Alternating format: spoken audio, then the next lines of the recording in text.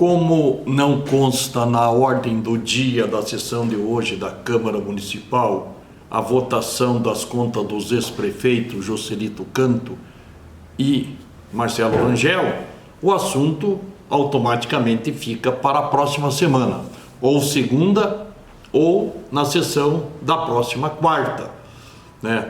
Eis que, segundo o vereador Paulo Balancin, até o dia 15 essas contas devem estar apreciadas. Então, chama atenção, por exemplo, né, nós já comentamos aqui, o fato de as contas do ex-prefeito Joselito Canto estarem sendo aguardadas há mais de 20 anos. O Joselito foi prefeito de 96, de 97 a 2000, né? Ele ganhou a eleição de 96 e não conseguiu se reeleger em 2000, foi quando o Pérez se elegeu. Então, olha só, nós estamos no ano de 2021, não é? Eu assisti aí, o vereador Paulo Balancin está falando dessas contas, mas não explicou, né, como, e claro, ele se reelegeu agora, está no segundo mandato, mas qual é a razão que a Câmara tem para explicar por que 21 anos as contas apreciadas? A pessoa se elege vereador, né, se elege prefeito, depois fica aí 21 anos. Qual a razão? E não existe nenhuma razão aparente, séria, grave, né? Eis que, como já comentamos aqui, o dado relevante da recomendação do Tribunal de Contas para a rejeição das contas dele é o fato de ter destinado R$60 mil para o Operário Ferroviário Esporte Clube. Então nós falamos ontem e vamos repetir hoje aqui. Para mim, isso foi uma irregularidade. Uma irregularidade, não uma imoralidade, não improbidade administrativa, porque não houve desvio, não houve prejuízo para a sociedade, porque esse dinheiro foi efetivamente para o operário. O Joselito mandou para a Câmara uma mensagem, os vereadores aprovaram, então foi feito tudo à luz do dia, ao conhecimento da opinião pública, certo? E o dinheiro foi para o operário e prestou um serviço para a sociedade, porque o time se manteve. Então, a intenção do Joselito foi ajudar o operário, salvar o operário a se manter na primeira divisão do futebol paranaense. Então, tenho comigo que foi uma irregularidade, né? Não há nada de improbidade, não haveria crime nisso aí.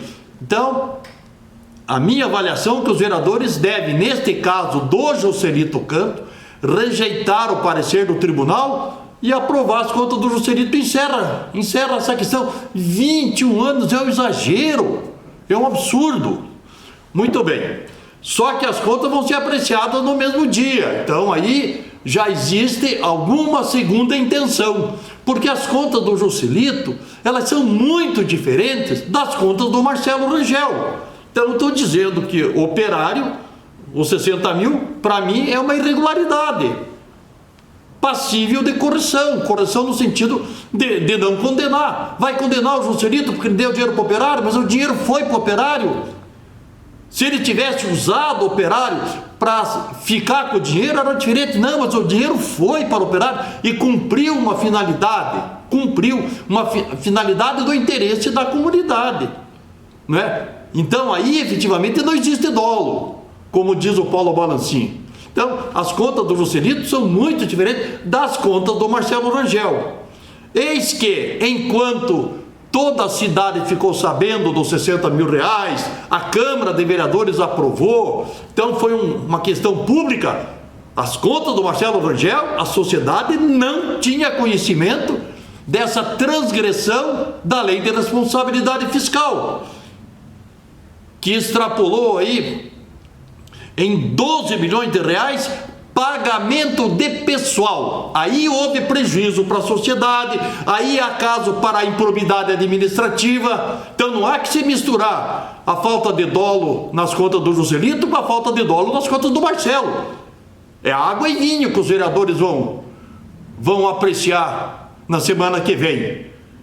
Não tem que, não, você veja que só se foi acontecer, como eu falei lá, um jogo de cartas marcadas, alguma coisa de compadre. Mas eu já vi nas redes sociais também, alguém falando que o Juscelito já fez o que tinha que fazer, não vai se envolver nisso aí, porque ele tem a consciência tranquila, e efetivamente deve ter a consciência tranquila, não é? Então, imagina-se, e aí entra o grande desafio para os vereadores. Se as contas do Juscelito não forem aprovadas, quer dizer, não for rejeitado o parecer do Tribunal de Contas, não tem problema. Vai responder na Justiça uma questão, à primeira vista, irrelevante, né? Diferentemente das contas do Marcelo. Mas se as contas do Juscelito forem aprovadas e os vereadores ligados ao Juscelito não participarem de um jogo de carta marcada para livrar a cara do Marcelo Rangel, eles estarão prestando um grande serviço à comunidade. Eis que volto a repetir: água e vinho, coisas bem distintas, porque as contas do Marcelo, a Câmara, ela tem obrigação de aprovar o parecer do Tribunal de Contas, porque houve prejuízo à sociedade, sim, 12 milhões, dinheiro para pagar quem? Extrapolou a folha de pagamento. Por que extrapolou a folha de pagamento ao longo do ano todo?